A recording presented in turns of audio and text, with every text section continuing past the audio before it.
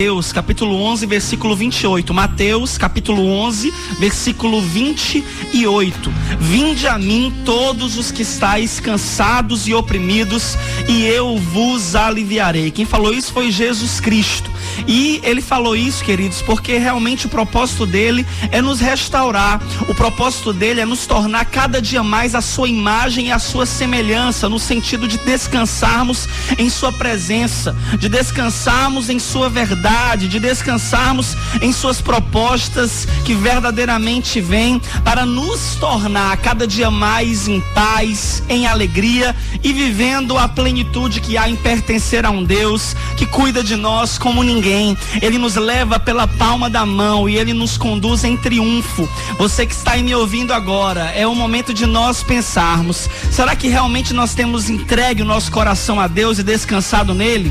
Melhor, será que você realmente tem usufruído desse lugar de paz e de plenitude, onde você verdadeiramente está descansando, sendo aliviado, sendo restaurado, sendo tocado e começando a fazer o que Jesus faria em seu lugar? Hoje eu quero conversar com você sobre julgamentos equivocados, e para isso eu vou usar uma história que está na internet, que você pode ver em um site muito bacana de reflexões, que depois eu vou dar aqui o endereço, e eu quero que você medite nela comigo.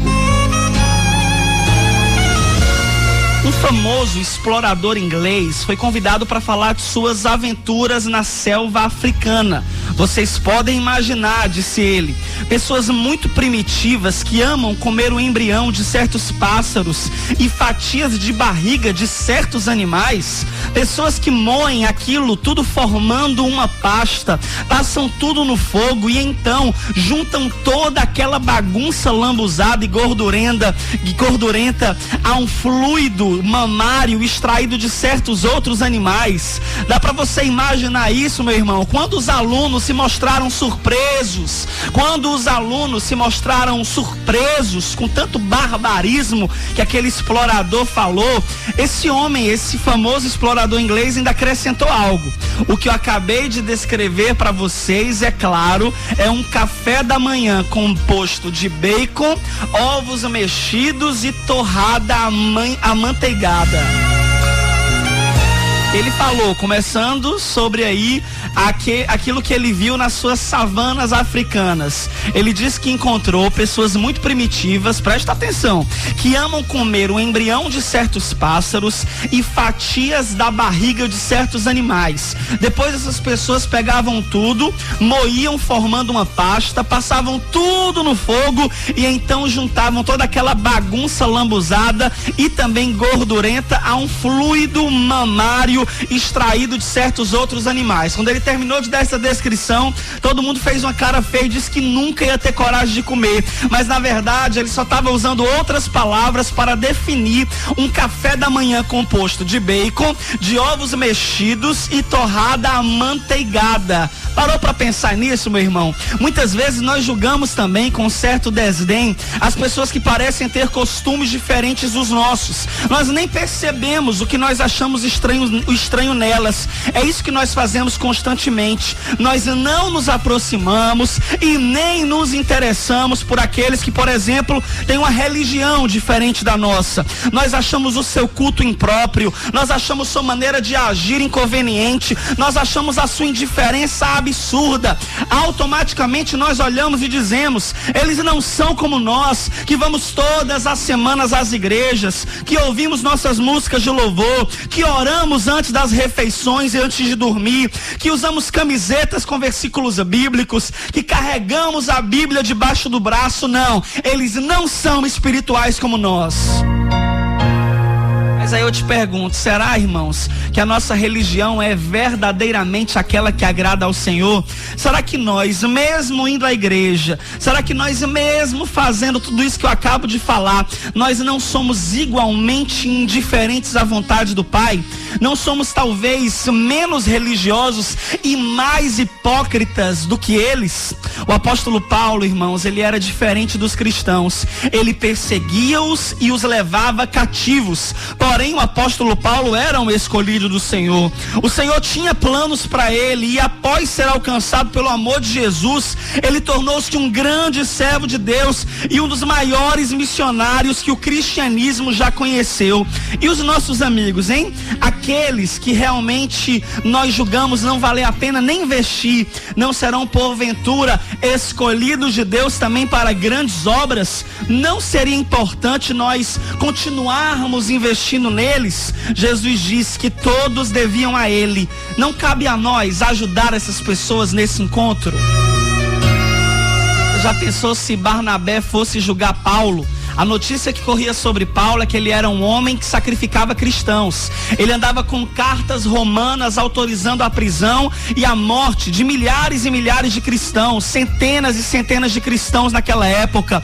Mas alguém precisou pregar a palavra de Deus para ele. Alguém precisou se arriscar para ele. Eu sei que ele teve um encontro na estrada de Damasco, mas depois que Jesus falou com ele, houveram pessoas que decidiram se arriscar pela vida dele. Na verdade, uma pessoa tem um destaque especial, que é Barnabé. Barnabé foi um homem que decidiu abrir a porta da sua casa, decidiu lutar pela vida de Paulo sem julgá-lo, sem temer a reputação que ele tinha, sem temer a fama que corria sobre o apóstolo Paulo. Sabe por quê? Porque Barnabé não estava ali para julgar. Barnabé estava ali para pregar a palavra de Deus. Barnabé estava ali para facilitar a vida espiritual de Paulo, para que Paulo chegasse ao pleno conhecimento da palavra de Deus, para que Paulo se transformasse naquele a quem Deus ungiu, para ser um porta-voz das cartas que iriam trazer um conteúdo congênito, um conteúdo realmente que iria adequar os propósitos e a doutrina da igreja cristã nesse mundo. Imagina, queridos, o que seria de Paulo se não houvesse um Barnabé. Mas quantas vezes nós fazemos apenas o que esses jovens fizeram com a descrição do famoso explorador inglês? Sem prestar atenção nas entrelinhas, nós julgamos a vida dos outros, e na maioria das vezes nós não perdemos tempo prestando atenção nas reações de cada um e entendendo que todos têm um motivo para ser como são e devem ser amados da forma que se apresentam. Jesus não nos mandou julgar, Ele nos mandou amar. Jesus não nos mandou apontar pecados, Jesus nos mandou apontar o caminho. Ei, eu vou repetir isso para você. Jesus não nos mandou apontar pecados, Ele nos mandou apontar o caminho, e o caminho é Jesus. Ele é o caminho, a verdade e a vida, e ninguém vai ao Pai senão por Ele. É esse o nosso trabalho, é essa a nossa responsabilidade. Nós não podemos sair por aí julgando os outros, apontando, lançando pedras. Nós temos que amar as pessoas como elas são, porque era isso que Jesus fazia. Era esse o chamado da igreja cristã, é esse o chamado daqueles que se dizem servos de Deus. Mas hoje, dentro das igrejas, nós encontramos mais pessoas com togas, fazendo julgamento a toda hora, do que pessoas com misericórdia e compaixão, amando umas às outras. Hoje, infelizmente, a realidade é que muitas pessoas do mundo nem querem pisar numa igreja, porque a experiência que elas têm é com crentes que, em vez de ajudarem, só falam mal, só criticam, só apontam. Quantas vezes eu já ouvi a expressão, quantas vezes eu já ouvi pessoas dizendo: eu lá quero ser crente para ser que nem fulano, para ser que nem Beltrano. Será que esse Cicrano e Beltrano que dá escândalo não é você? Será que realmente, em vez de fazer a obra de Deus, em vez de buscar ao Senhor, em vez de ser quem Deus te chamou para ser, você não tem saído por aí jogando palavras de condenação, liberando palavras de julgamento? Em vez de ajudar, você está dificultando o caminho de muitas pessoas de chegarem a Cristo, porque todas as vezes que você abre a boca é para falar mal das pessoas, e isso não agrega nada de bom para as vidas daqueles que te ouvem. O que você precisa é ser como Jesus era. Muito mais importante do que o que você fala é o que você vive. As suas atitudes falam tão alto que as pessoas não conseguem ouvir as suas palavras. É muito difícil quando você fala uma coisa e a sua atitude é outra. É mau testemunho. Isso aí é hipocrisia. E queridos, quem é que era mais hipócrita do que os religiosos da época de Jesus? Eu arrisco dizer que os religiosos da nossa época. Porque hoje as pessoas parece que conhecem um pouco mais a Bíblia e não entendem que a letra mata, mas é o Espírito que vivifica. E por se sentirem tão conhecedores da Bíblia, eles deixam de viver o que a Bíblia os manda experimentar, e em vez de usarem o conhecimento da palavra para amar os outros e para abençoar, eles têm usado o conhecimento da palavra para sair por aí falando quem vai para o céu e quem vai para o inferno, quando o chamado de Jesus para a igreja não é esse. Nós temos que parar de sair por aí apontando os erros dos outros como se nós fôssemos Deus. Nós não somos Deus. Nós não temos o poder de mudar e transformar a vida de ninguém. O que nós podemos fazer é sermos como Jesus era, buscarmos ter uma vida em amor, em compaixão, em solidariedade, em misericórdia, nos movendo de maneira que os homens deste mundo, que as mulheres deste mundo olhem para nós e vejam que nós somos diferentes. É o que está escrito em Mateus, que a Bíblia diz que o mundo vai olhar para as nossas boas obras e vai glorificar o nosso Pai que está nos céus. Quais são as suas boas obras? O que é que você tem feito que tem glorificado o nome de Jesus? E você é um desses religiosos que antes que a pessoa abra a boca, você já está julgando essa pessoa. Antes que alguém converse com você sobre uma situação, você já está censurando, você já está reclamando, você já está falando mal. Eu quero te convidar a se esvaziar de tudo isso, a se esvaziar de todo julgamento equivocado, a abandonar essa sua vã e tola maneira de viver, fazendo julgamentos precipitados de todo mundo. Quantas pessoas já aconteceu que você ouvia falar que fulano era de um jeito, Beltrano era de outro, mas aí Deus permitiu a aproximação, aí Deus permitiu até uma amizade, e hoje você é amigo da pessoa de quem falavam mal pra você, e você viu que o que falavam dessa pessoa era tudo mentira, era tudo conversa fiada, e hoje você entende que mentirosos eram os que falavam mal dela e não ela. Quantas e quantas vezes nós perdemos a oportunidade de conhecer pessoas maravilhosas, porque nós julgamos aos outros pelos olhos de pessoas malignas, pelos olhos de pessoas que saem por aí destilando veneno, julgando, apontando e falando mal de todo mundo.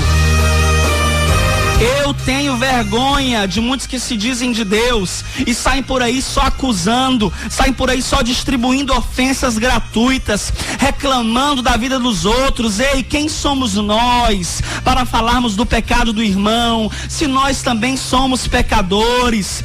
Quem somos nós para julgarmos um pecado só porque ele é diferente do nosso? Ei, a pessoa que você fala mal e que você julga também tem motivo para te julgar, sabia? Também tem motivo para falar mal de você, porque se você é uma pessoa que só faz isso com as outras, você pode ser encontrado no meio dos fariseus, no meio dos hipócritas, no meio dos saduceus, no meio dos escribas, no meio dos que conhecem muito a letra, mas não têm o Espírito Santo.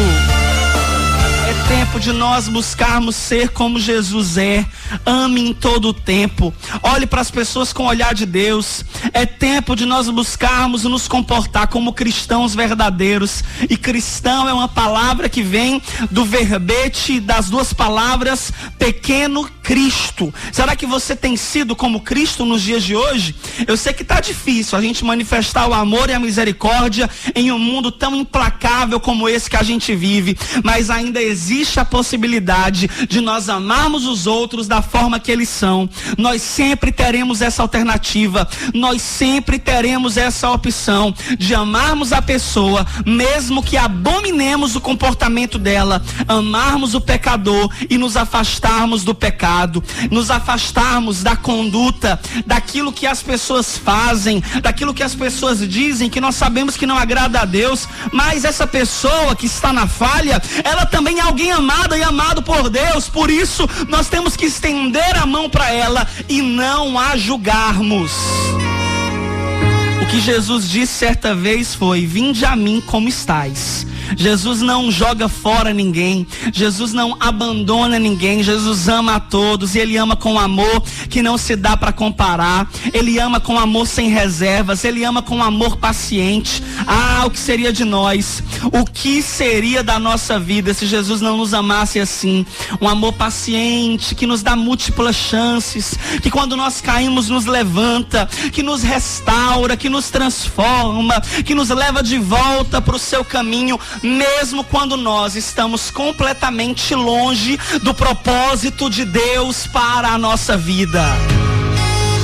Tempo de você meditar em tudo isso que você está ouvindo e decidir pedir o Espírito Santo que te preencha de todas as maneiras e faça com que nesse mundo atual, nesse mundo de hoje, onde as pessoas são tão implacáveis no julgamento e tão lentas no amor, você pode decidir: eu quero ser como Jesus era, e eu quero amar ao próximo como a mim mesmo. Eu não quero julgar os outros, eu não quero apontar os outros, porque eu não fui chamado para isso. Eu fui chamado para ser instrumento de Deus, e quem é instrumento de cura jamais pode sair por aí falando mal do doente. O doente pode ter uma ministração de um remédio do céu, que é a palavra de Deus, e ele pode ser curado, mas se não for assim, você que está me ouvindo, infelizmente vai fazer mais um desserviço para Deus do que propriamente um serviço. Não seja aquele que dificulta o caminho das pessoas que querem ir para o céu. Seja alguém que abre a porta e diz: ei, querido,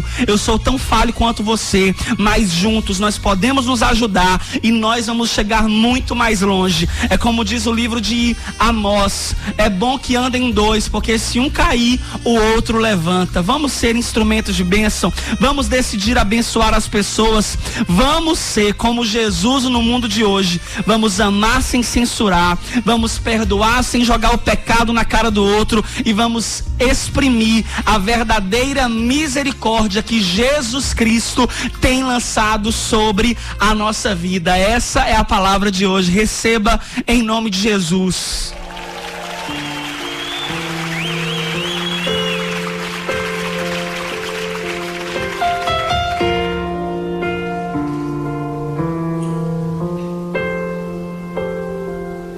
It's just